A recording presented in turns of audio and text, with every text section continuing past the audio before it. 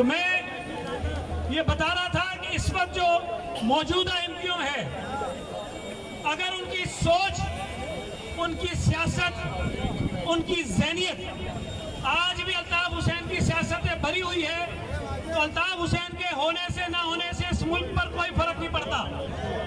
अल्ताफ हुसैन नाम नहीं, अल्ताफ हुसैन सोच है। अल्ताफ हुसैन नफरत का नाम है। अल्ताफ हुसैन ने नफरत की सोच यहाँ फैलाई थी, नफरत की सियासत बनाई थी, लोगों को लड़ाया था, लोगों में दूरियां पैदा की थी।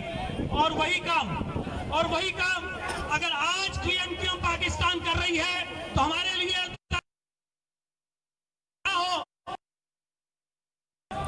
मैं ये वाज़ेह कर देना चाहता हूं, एमक्यूएम के दोस्तों को, एमक्यूएम के मौजूदा रहनुमाओं को अल्लाह ताला ने एक मौका दिया है कि इस मुल्क में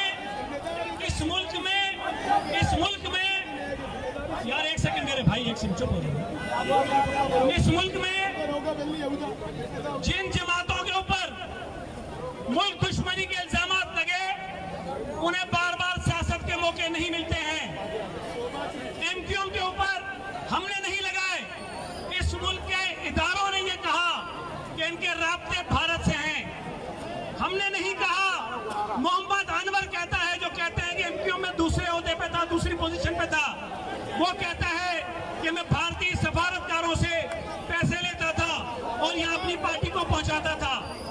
इन तमाम चीजों के बावजूद ये यार अभी कुछ नहीं करो लाल बादशाह, अब छोड़ दो, ये रुको बस, ठीक है, ये रुको बस, अब छोड़ दो, अब ये रुको, खामोशी से रुको। यहाँ पर एमक्यूएम के लोगों को सियासत करने का मौका मिला है, लोग उनको वोट देते हैं। तो मेरे भाई, शहर में अमन कायम हुआ है तो उस अमन को कायम होने दो। अगर लोगों में दूरियां खत्म हो रही हैं तो ये दूरियां खत्म होने दो। अगर लोग और सियासी जमातें करीब आ सकती हैं तो उन्हें करीब आने दो। सिर्फ इसलिए कि तुम्हारी नैया डूब रही है तो तुम लोगों के जज्बात से खेलो। और यहाँ उर्दू बोलने वाले भाइयों को कहो कि सिंधी तुम्हारे दुश्मन, कभी पठान तुम्हारे दुश्मन, कभी पंजाबी तुम्हारे दुश्मन, कभी बलोच तुम्हारे दुश्मन, और फिर कभी एक दूसरे से लड़ा के तुमने बर्बादी की है शहर की। तुमने शहर में खून रेजी जितनी करवाई है वो सबको पता है। लेकिन आज अगर हालात है कि हालात को बदलना चाहिए, आपकी सोच को बदलना चाहिए, तो सिंध में ये झंडे रोए देखो, तो सूबा सिंध में इस किस्म की नफरत अंगेज सियासत मत करें। हम पीपल्स पार्टी में हमेशा से इस कोशिश में लगे हुए हैं कि शहर में अमन कायम हो, सूबे में अर्बन और रूरल की डिवाइड खत्म हो। पीपल्स पार्टी की क़यादत ये कोशिशें कर रही है और तुम्हारे 2-3 बयानात उन तमाम कोशिशों को ज़ाया कर देते हैं। हम एमक्यूएम की सियासी हैसियत को तस्लीम करते हैं, लेकिन अगर एमक्यूएम सूबा सिंध को तकसीम करने की बात करेगी, अगर एमक्यूएम सूबा सिंध में हिस्सेदारी मानने की बात करेगी, अगर सूबा सिंध की हुदूद को चेंज करने की बात करेगी, तो ना हम एमक्यूएम को मानते हैं, ना एमक्यूएम की सियासत को मानते हैं, और ना हम मानेंगे इसी बात को।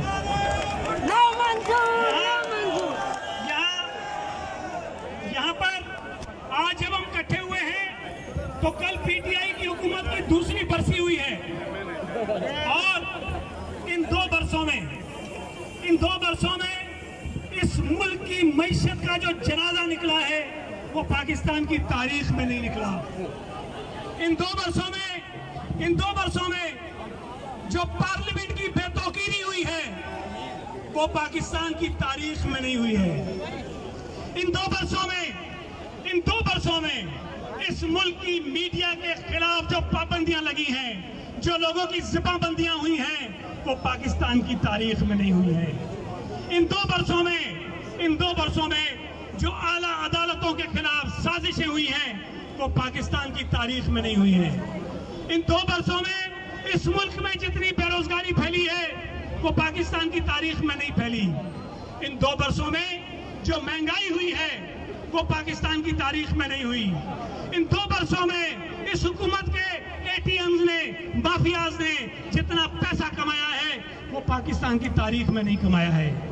इन 2 बरसों में इन 2 वर्षों में इस नालायक और नाअहल हुकूमत ने इस मुल्क की खारजा पॉलिसी का जो हशर किया है वो पाकिस्तान की तारीख में नहीं हुआ है। मुझे बताइए, कभी ये चले थे ईरान की और सऊदी अरब की सुलह कराने, ईरान भी नाराज, सऊदी अरब भी नाराज। इनका एक सेकंड भाई, एक सेकंड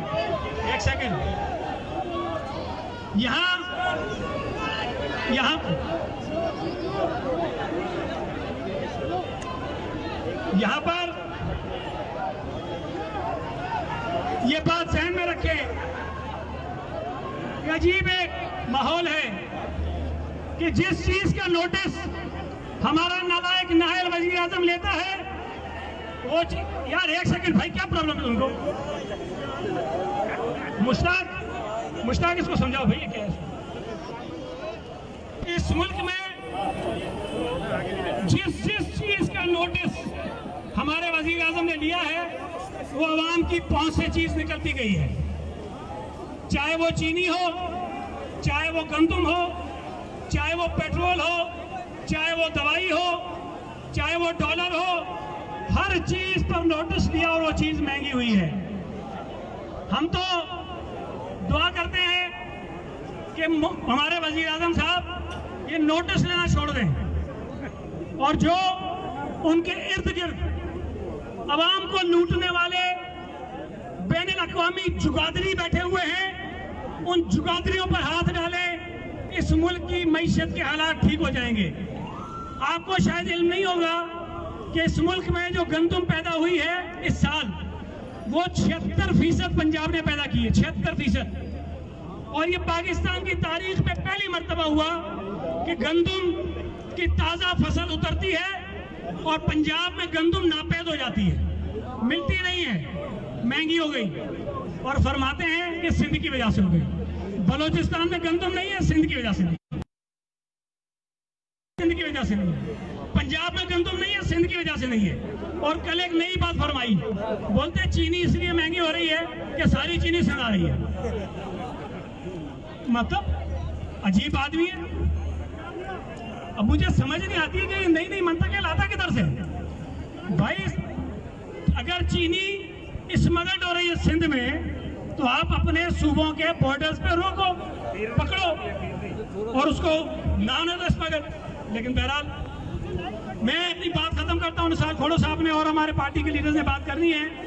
सिर्फ एक बात कहूंगा आपसे कि पार्टी में डिसिप्लिन हमने रखना है और बिलावल भुट्टो जरदारी की क़यादत में, बिलावल भुट्टो जरदारी की रहनुमाई में, आसिफ अली जरदारी साहब की क़यादत में और उनकी रहनुमाई में पाकिस्तान पीपल्स पार्टी को कराची से लेकर खैबर तक हमने मजबूत करना है।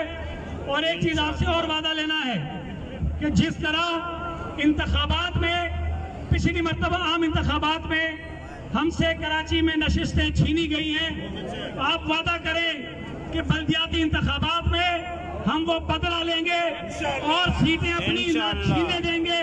हम अपने सीटों की हिफाजत करेंगे और इंशाअल्लाह ताला बिलावल भुट्टो जरदारी को कराची से पीपल्स पार्टी का मेयर